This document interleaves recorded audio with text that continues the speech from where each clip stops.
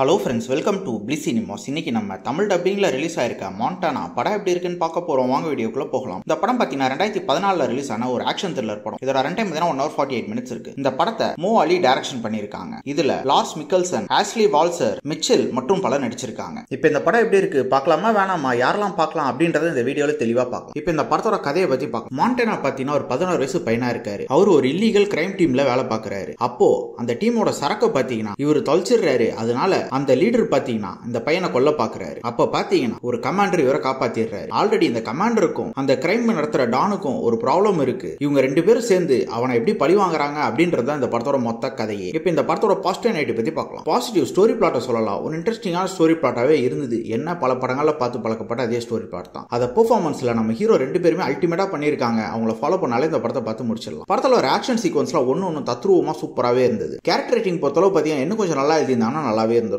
Technical ஆஸ்பெக்ட்ஸ்ல படம் நல்லாவே இருந்தது. சினிமோட்டோகிராஃபி, சவுண்ட் எஃபெக்ட்ஸ் எல்லாமே நல்லாவே பண்ணி கொடுத்திருக்காங்க. பிஜிஎம் இன்னும் கொஞ்சம் நல்லா பண்ணிருக்கலாம். அதே மாதிரி பாத்தீங்கன்னா ஸ்கிரீன் பிளேஸ் பார்க்கும்போது படம் பயங்கர பிரெடிக்டபிளா இருக்கு. அதுதான் இந்த படத்தோட மிகப்பெரிய நெகட்டிவ். ஒவ்வொரு சீனுமே நமக்கு அடுத்து என்ன நடக்க போகுதுன்றது கிளியரா தெரியுது. இவங்க ரைட்டிங்ல இன்னும் கொஞ்சம் கான்சென்ட்ரேட் பண்ணி நல்லா எழுதி எடுத்திருக்கலாம். அதே மாதிரி படத்துல அடல்ட் கண்டென்ட் இருக்கு. சோ ஃபேமிலியோட ட்ரை பண்ணாதீங்க. ஓவராலா பாத்தீங்கன்னா இது ஒரு ஒன் டைம் வாட்சபிள் படம் தான். வேணும்னா ட்ரை பண்ணி பாருங்க. இன்னொரு வீடியோல சந்திக்கலாம். தேங்க்யூ.